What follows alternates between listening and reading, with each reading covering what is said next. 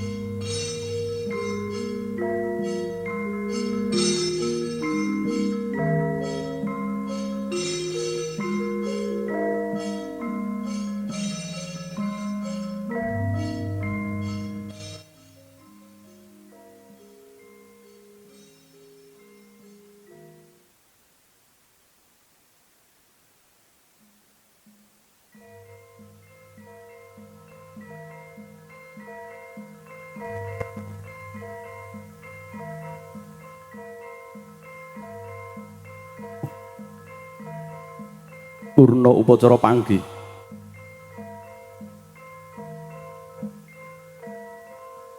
Tumuli pinanganten kekalih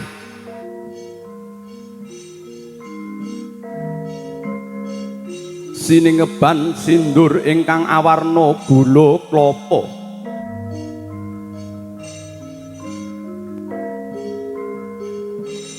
tegese sindur ingkang awarna abrit lan petak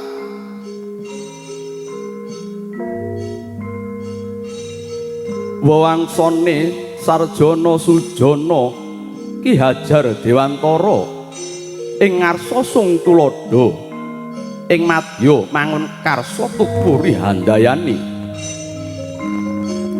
daya-daya pinanganten kekalih binayong wonten ing Sitinggil arsa nindakaken tata cara upacara sacandhaipun nun inggih upacara krobongan ingkang sakmangke badhetipun pratitisaken dening panjenenganipun Ibu Juru Paes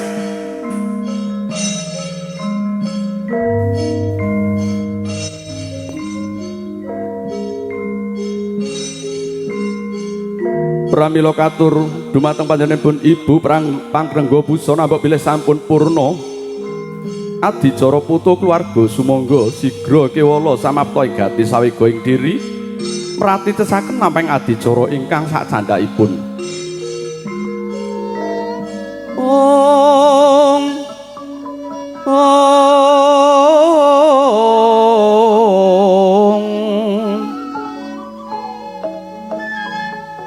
rerep sidem berbawaning ati Sara tresna yang manon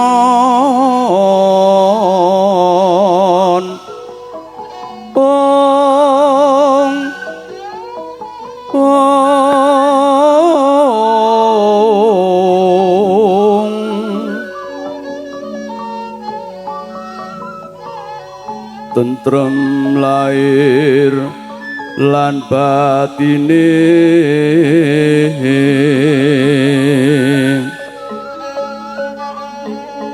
nembah Rama lan Ibu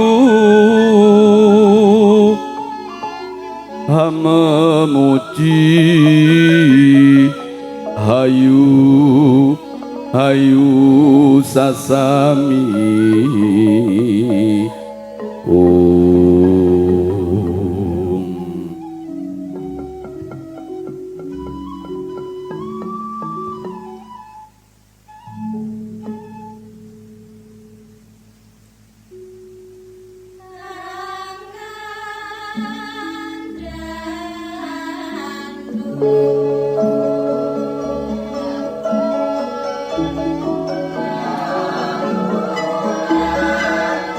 Sigra mandhap saking tata palenggahan nenggih sang pengantin kekalih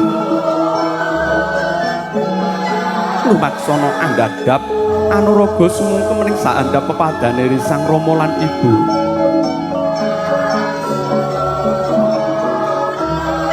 kadya linala sang kang otot bebayu satemah halang rumputan padaya sang pinanganten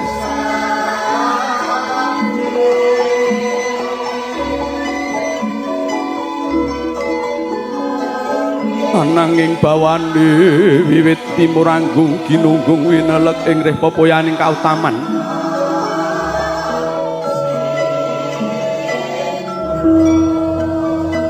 marma sukawaning penggalih sinamun ing samudana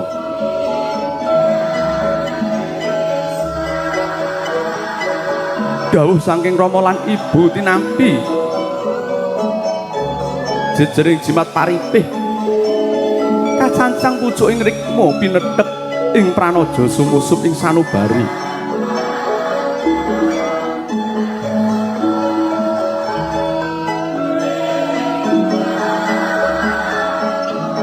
jroning sumungkem lan ngabekti dumateng Rama Ibu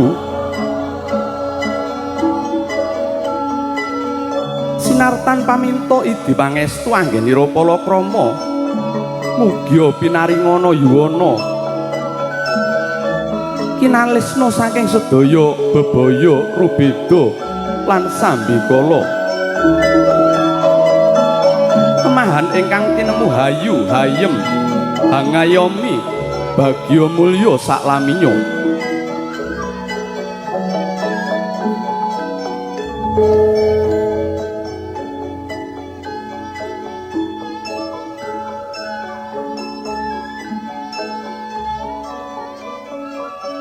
sungkem dhateng Rama lan Ibu mengku werdi ngaturaken agunging panuwun dumateng Rama lan Ibu ingkang sampun sembada ngukir jiwa raga wiwilit alit nganti akhir dewasa.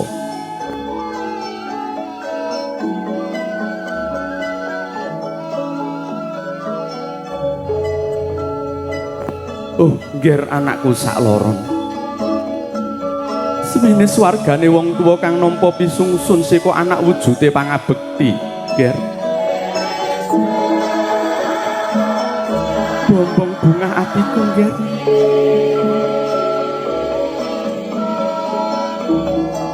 Duk samono sira cilik mula dak kekudang yen ing dewasamu bisa mengku garwa kang dadi pepujaning atimu, ngger.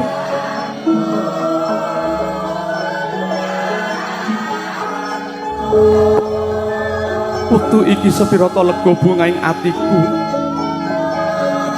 Jebul kekudanganku wis dadi kasunyatan.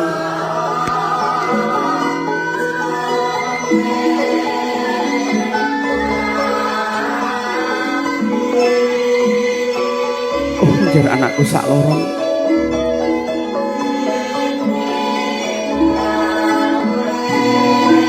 Kang mangkono lelung sendak bebakali kanthi dak suwunake mring ngarsane Gusti ingkang Maha Welas lan Asih. Mugi anggon mululumban aning samudraning bebrayan, ngger. Tinggal tumeka gisi ing gegayuhanmu. Sembodo kang sinedya lestari kang kaesti. Mukti Nyokrawati mulya mangaribawa.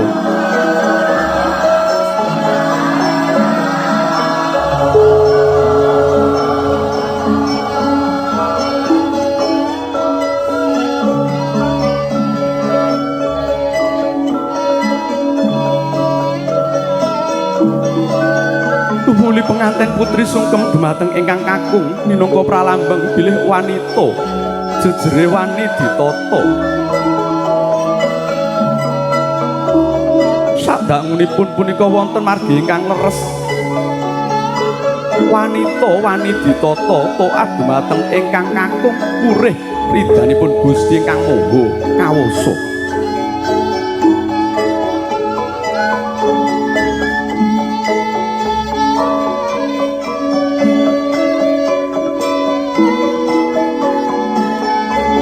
Mas Yoga wiwit wektu iki wis dak pasrahake sakabehing jiwa ragaku, Mas.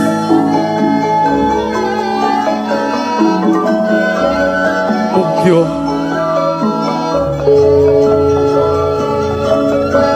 antuk berkahing Gusti kula lan panjenengan sedaya anggoning gebyur samudraning bebrayan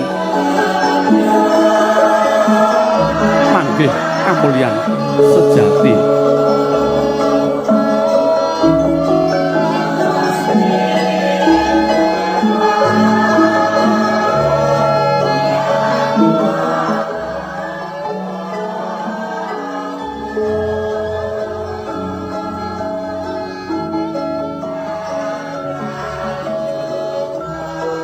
Purna daya-daya pinanganten kekalih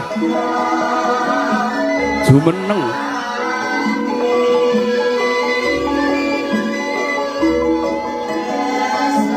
arsa nindakaken upacara sacandhaipun anut dawuhipun Ibu Pangrengga Busana.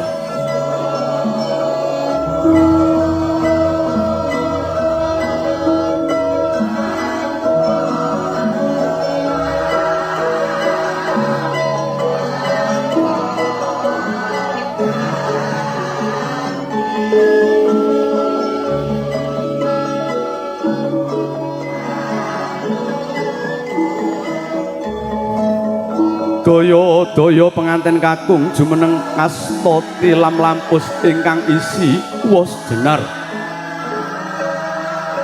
Arta receh miwah wiji palawija.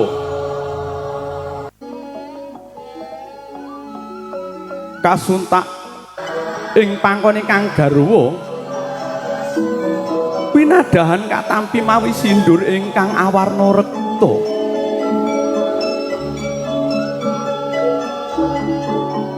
Guna tampa kaya Kyai Ambar sejati nenggih risang penganten kakung.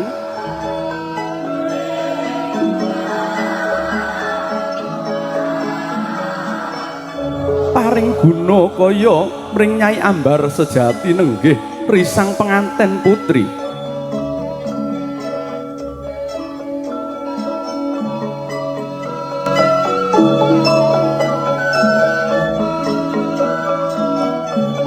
Kacar kucur guna kas kaya minangka pralambang tanggel jawabing priya dumateng wanita. Minangka tetungguling kulawarga darbe tanggel jawab dumateng kulawarga.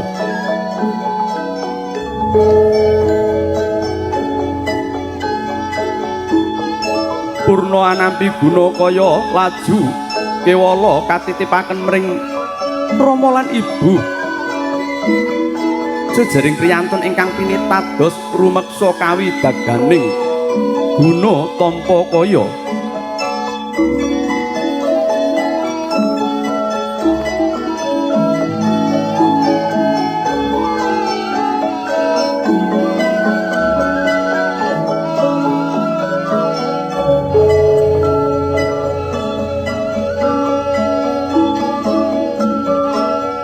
Pinanganten kekalih wangsuling sasana sakawit.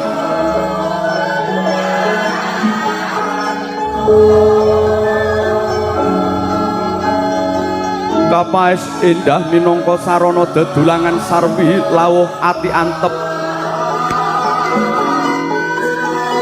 Minangka pralambang mantebing nala anggenira samya palakrama.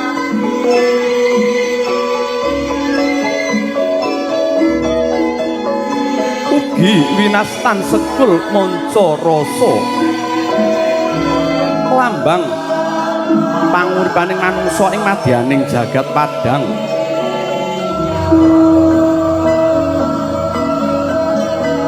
Nggih kagem telas mboten napa-napa. Daleme tebih nggih. Mengki nek nitih pesawat kersane mboten mabuk. Werdining dedulangan pinanganten kekalih arsa liru salwiring kandha bilih datan wonten wewadi ing madyaning kulawarga. Sanis karaning kandha arsa rinembak ing madyaning kulawarga jer wiwit menika sampun manunggal nyawiji pindha curiga manggih warangka curiga lan yonine.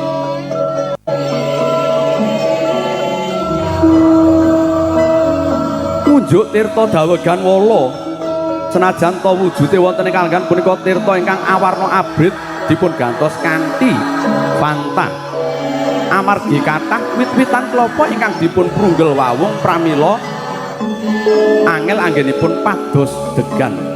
Nggih ananging minangka gegambaranipun pralambangipun sesorahipun para winasis bilih ngunjuk tirta dawegan wala punika minangka pralambang samubarang pakaryan pakarti linambaran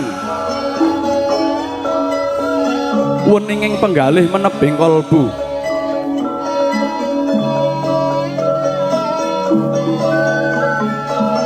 Ugi minangka kekudanganipun asepuh mugi anggenipun palakrama enggal pinaringana momongan ingkang saged nyambung sarasilahing keluarga. Yen kakung mugi dados putra ingkang soleh menawi putri dados putra ingkang solihah bekti dumateng tiyang sepah kekalihipun. Amin ya robbal alamin. Upacara kerobongan kapungkasan kanthi daha ngunjuk tirta dawegan wala. Katur dumateng panjenenganipun Ibu Pangrengga Busana, semoga adicara sak santaipun kula aturaken dumateng panjang nanganipun kanthi mardika. Nuwun.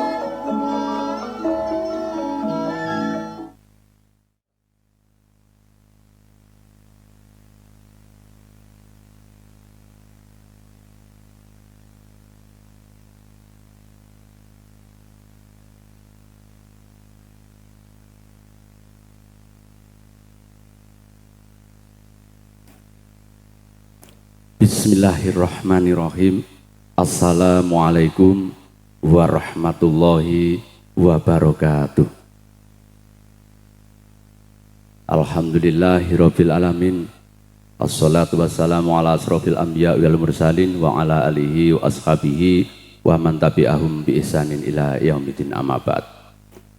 Dumateng panjenenganipun para alim ulama, para kiai ingkang tansah tinapa paluwing dalem sedaya dawuh-dawuh saha tumintakipun. Dumateng para pini sepuh, sesepuh, haji sepuh ingkang hanggung mastuti mring pepoyaning kautaman. Dumateng panjenenganipun ingkang bagya mulya Bapak Suyono sekalian Ibu Susiati. Boten katalumpen ugi panjenenganipun ingkang pantes sinudarsana Bapak Yedi kalian Ibu Hirnawati. Sanghyani para tamu kakung miwah putri ingkang winantu ing pakurmatan mligi dumateng keluarga agung pinanganten kekalih. Sumangga kula dherekaken menjaken raos syukur dumateng ngarsanipun Gusti ingkang Maha Welas lan Asih. Awit karana sih nugrahanipun kula lan panjenengan sedaya saged nyawiji nunggil cipta sedya tresna wonten ing pahargyan agung wisudan tematen ing titi kalenggan menika kanthi manggih yuwana. Allahumma sholli ala Muhammad wa ala ali sayyidina Muhammad. Sholawat salam mugi lestantun tumanduk dumateng ingkang hamberat sukertaning jagat, keblating patuladan ingkang hanganti syafaat mustikaning bawana niki Kanjeng Nabi Muhammad sallallahu alaihi wasallam.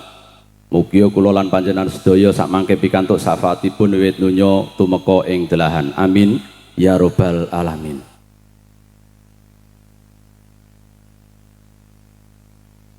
Sanghyani para tamu kakung miwah putri ingkang winantu ing pakurmatan, sateripun adicara pinurwakan kula suwun sakmangke dumateng para-para ingkang piniji nderekaken gelaring upacara sigra kewala samapta ing gati sawega ing diri.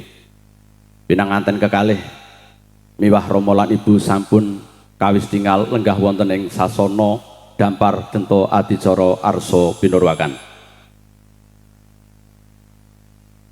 Bismillahirrahmanirrahim. Kanthi linambaran manunggaling pangesti raos tumungkul wonten saandhap pangusing Gusti pinarengna kula ngadani gatining prastawa jemuk utawi panggih wonten kalenggan menika nenggih dinten piniji akad legi kaditi mangsa kaping 2 Agustus sinitra ing warsa 2026 panjenenganipun Bapak Suyono sekalian Ibu Ngronce Sekar Cepaka Mulya hamiwaha putra putri kinasihipun sesilih Raden Bagus Adi Yoga Nugroho ingkang anjatukrami Roro Ayu Ratika Devi Atmojo putri saking panjenenganipun Bapak Yedi kalian Ibu Hirnawati.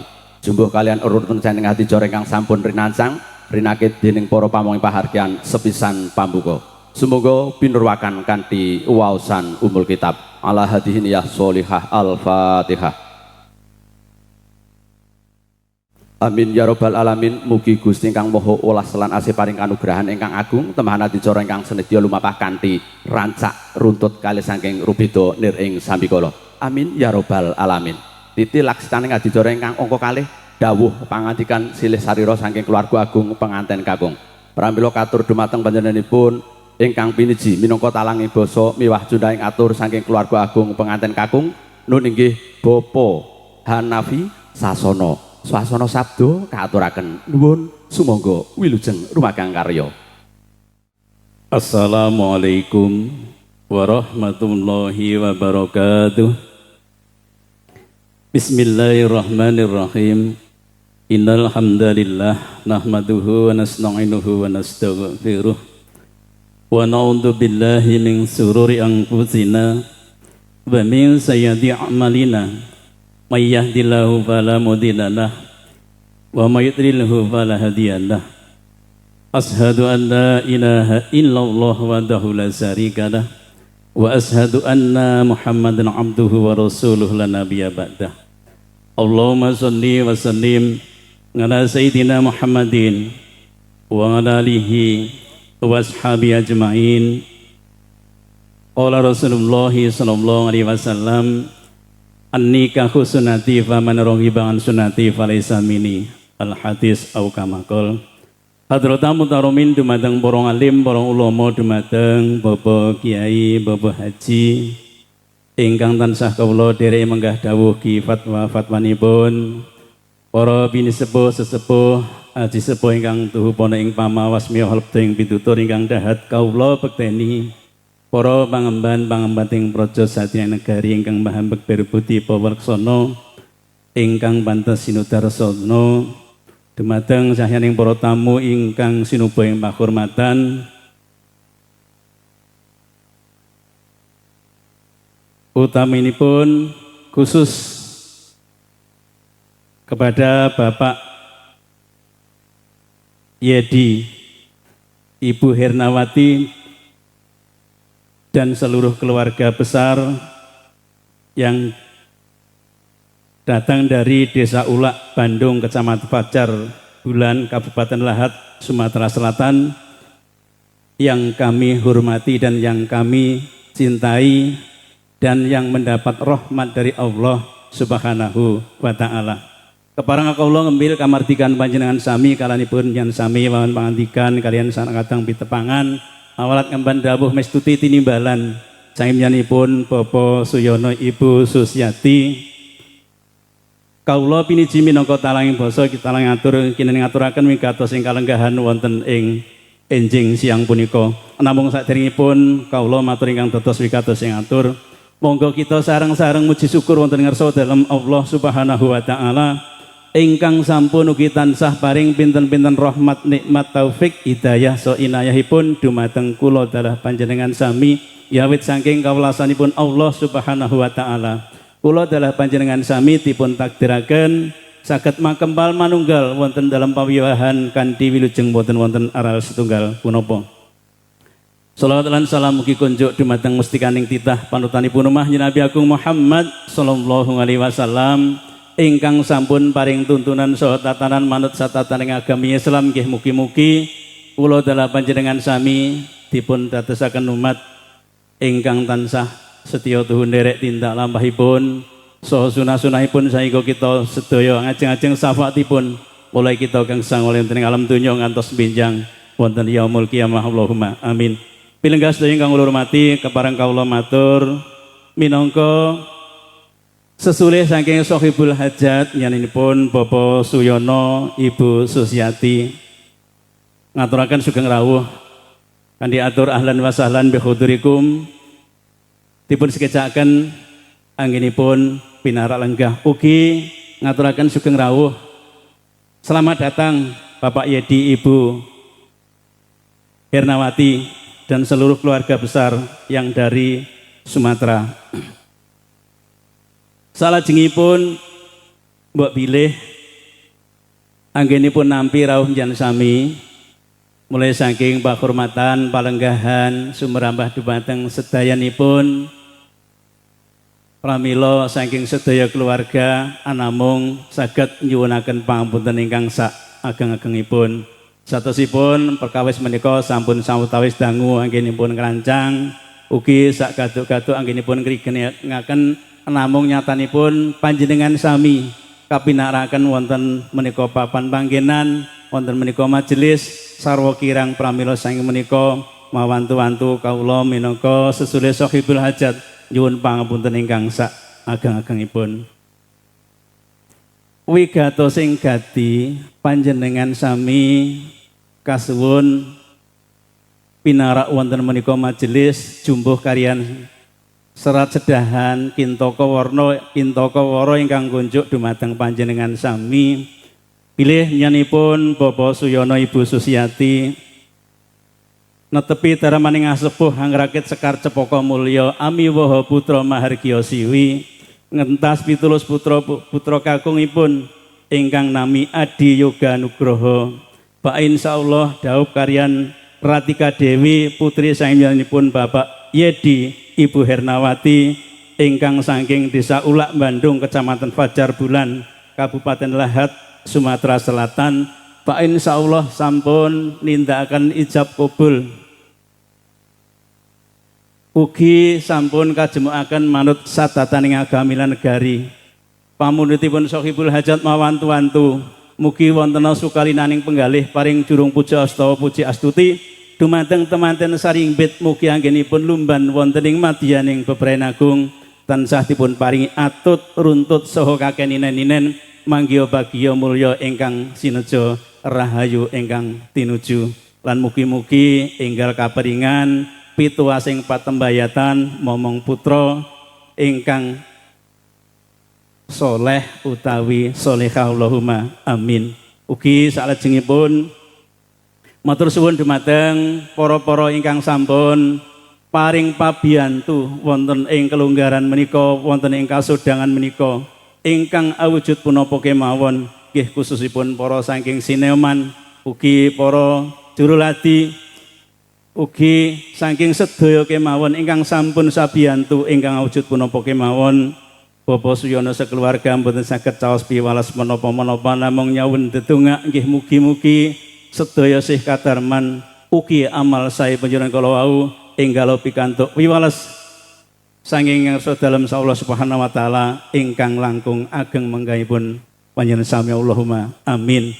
Ugi salajengipun mbok bilih niki mengke acara ugi sampun paripurna panjenengan sami mbok bilih badhe nderekaken nyuwun pamit saking sedaya keluarga Bapak Suyono namung saged ndedongak mugi-mugi kundur panjenengan mulai saking papan panggen menika ngantos dumugi dalemipun soang-soang tansah minanggih rahayu widodo kalis rubito ing setunggal punapa. Para rawuh ingkang kawula hormati, mbok pilih mekaten kawula minangka sesulih saenjenipun Bapak Suyono Ibu Susiati. Tentu anggen kawula matur basa ingkang kelantur-lantur pramila kawula nyuwun pangapunten ingkang saageng-agengipun. Billahi taufik wal hidayah ridha wal inayah. Assalamualaikum warahmatullahi wabarakatuh. Rinakit kanthi basa indah parama sastra jangkep dumateng panjenenganipun matur agunging panuwun. Kalajengaken dawuh pangandikan silih sarira saking keluarga agung penganten putri ingkang menika wekdal dipun salirani panjenenganipun Bapak Hanafi. Katur dumateng panjenenganipun Bapak Hanafi ingkang piniji minangka talanging basa sasana swasana sabda miwah panyura swara katuraken nuwun. Bismillahirrahmanirrahim. Assalamualaikum warahmatullahi wabarakatuh. Alhamdulillahirabbil alamin wa bihi nasta'inu ala umuri dunya waddin wa ala alihi wa sahbihi ajmain amma ba'du.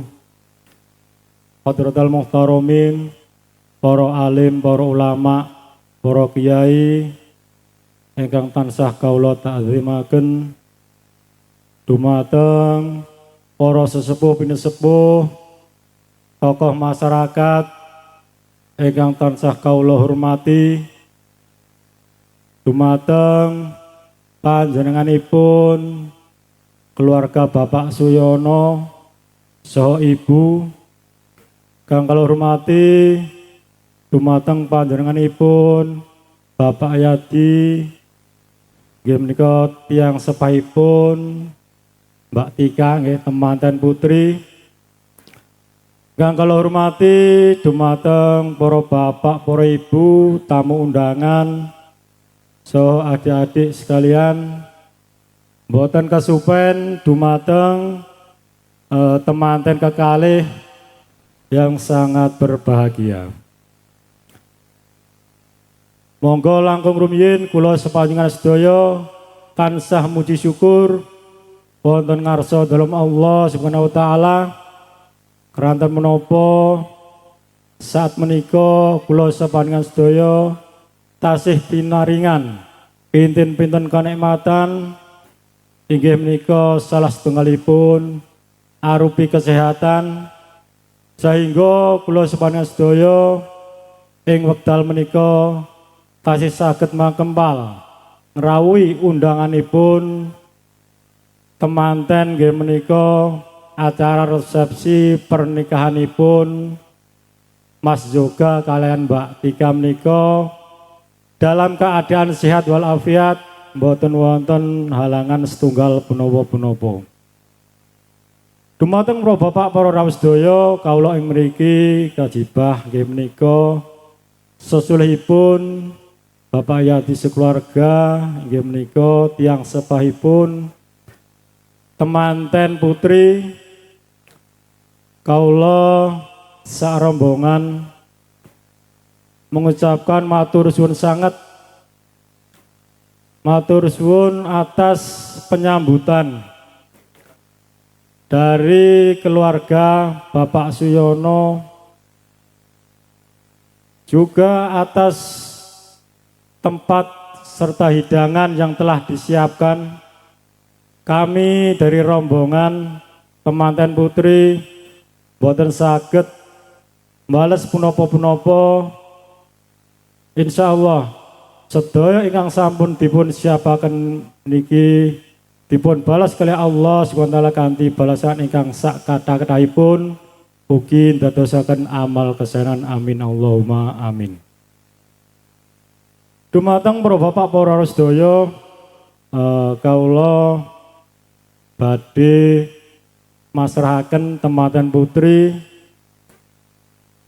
dengan ucapan Bismillahirrahmanirrahim. Bismillahi tawakkaltu 'alallah la haula wala quwata illa billah.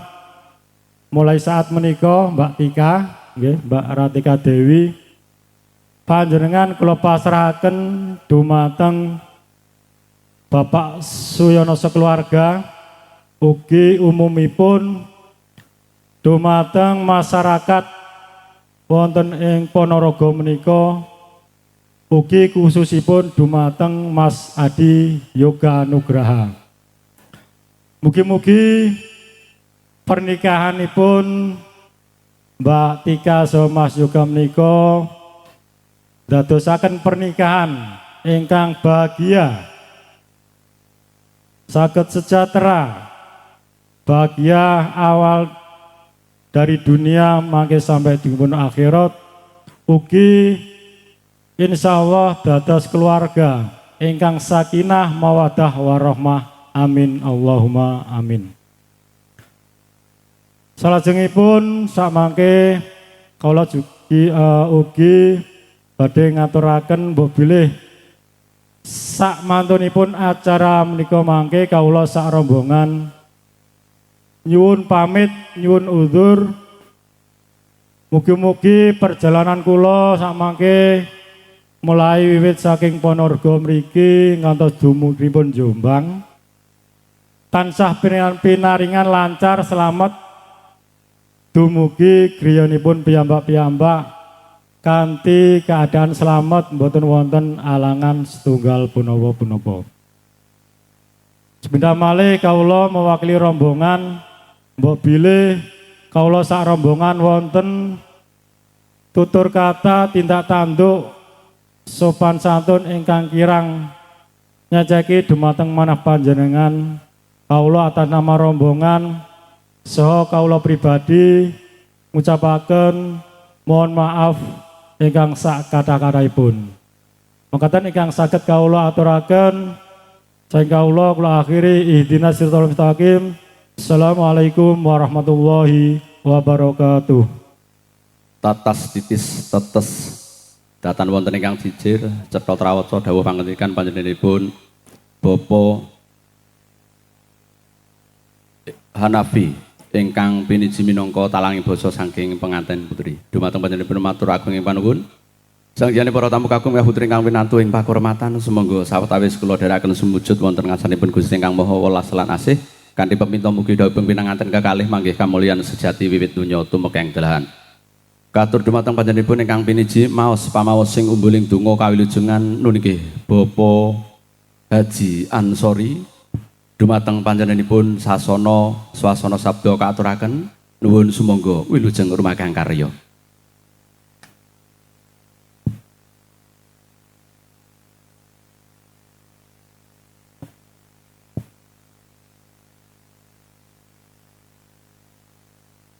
Assalamualaikum warahmatullahi wabarakatuh.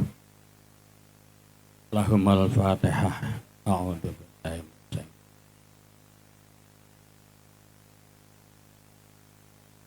Amin ya mujibas sa'ilin. Allahumma sholli ala sayyidina Muhammad wa ala ali sayyidina Muhammad wa barik wa salim. Alhamdulillahi rabbil alamin. Hamdan sakirin, hamdan na'imin, hamdan yuafi ni'amahu wa yukafi'u mazidah. Ya Rabbana lakal hamdu kama yanbaghi li jalali wajhika wa azimi sultanik. Allahumma lakal hamdu kulluh wa lakal mulku kulluh wa biyadikal khairu kulluh wa ilaika yati amru kulluh ya Allah. Allahumma inna nas'aluka al-'afwa wal 'afiyah ya muyassir yassir ya mudabbir dabbir ya musahil sahil ala arusain kullu sirin bijahil basirin nazir sallallahu wasallam alaihi wa ala alihi wa sahbihi wa barik wa sallim. Barakallahu lak wa baraka alaik wa jama' bainakuma bi khair ya Allah.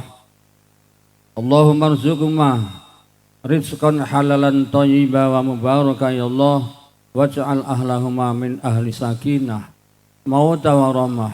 Allahumma ja'alna wa auladana wa talamidana min ahli ilmi wa min ahli khairi wa tuqa wa min ulama'i salihin wa min ulama'il maghfurin wa min ulama'il kamilin al muwahhidin bi rahmatika ya arhamar rahimin. Rabbi habli minas salihin, Rabbi habli minas salihin, Rabbi habli minas salihin. Rabbana atina fid dunya hasanah wa fil akhirati hasanah wa qina adzabannar. Subhana rabbika rabbil izzati amma yasifun wa salamun alal mursalin. Alhamdulillahi rabbil alamin. Bismillahil Fatihah.